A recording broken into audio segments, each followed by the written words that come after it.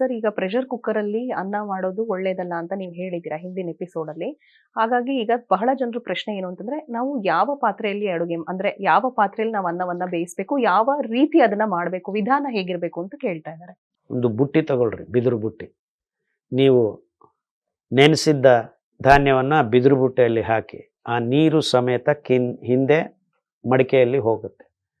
ಮಡಿಕೆಯನ್ನು ಮಣ್ಣಿನ ಮಡಿಕೆಯಲ್ಲಿ ಮಾಡ್ಕೋಬೋದು, ಸ್ಟೀಲ್ ಪಾತ್ರೆಯಲ್ಲಿ ಮಾಡ್ಕೋಬೋದು. ನಿಮಗೆ ಮಣ್ಣಿನ ಮಡಿಕೆ ಅಷ್ಟು ಬೇಗ ಜನರು ಬದಲಾವಣೆ ಆಗೋದಿಲ್ಲ. ಬಟ್ ಸ್ಟೀಲ್ ಪಾತ್ರೆಯಲ್ಲಿ ಸ್ಟ್ರೈನರ್ಸ್ ಅಂತ ಬರ್ತವೆ, ಅದನ್ನು ಇಟ್ಟು ಹೀಟ್ ಮಾಡಿರಿ. ಹಬೆ ಹೊಡೆಯುತ್ತೆ. ಮೇಲೆ ಮುಚ್ಚಳ ಹಾಕಿ ಹಬೆಯಲ್ಲಿ ಒಂದು 20-25 ನಿಮಿಷ ಬೇಯಿಸಿದ ಮೇಲೆ ಅದನ್ನು ಪಾತ್ರೆಗೆ ಹಾಕಿ ಸ್ವಲ್ಪ ನೀರು ಉಳಿಯುತ್ತೆ.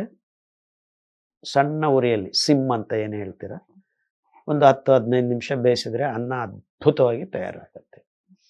ಕೆಲವರು ಸ್ವಲ್ಪ ದೇಸಿ ತುಪ್ಪ ಹಾಕ್ಕೋತಾರೆ, ಕೆಲವರು ಹುಚ್ಚೆಳ್ಳೆಣ್ಣೆ ಅಥವಾ ಕೊಬ್ಬರಿ ಎಣ್ಣೆ ಹಾಕ್ತಾರೆ. ನೀವು ಕೇರಳದವರು ಆದರೆ ಒಂಚೂರು ಕೊಬ್ಬರಿ ಎಣ್ಣೆ ಹಾಕ್ಕೊಳ್ರಿ. ನಾರ್ತಲ್ಲಿ ಮಸ್ಟರ್ಡ್ ಆಯಿಲ್ ಅಂದರೆ ಸಾಸಿವೆ ಎಣ್ಣೆ ಬಳಸ್ತಾರೆ. ಒಂದು ಚಮಚ 2 ಚಮಚ ಎಣ್ಣೆ ಹಾಕಿದ್ರೆ ಉದುರಾಗಿ ಆಗುತ್ತೆ, ತುಂಬ ಚೆನ್ನಾಗಿರುತ್ತೆ.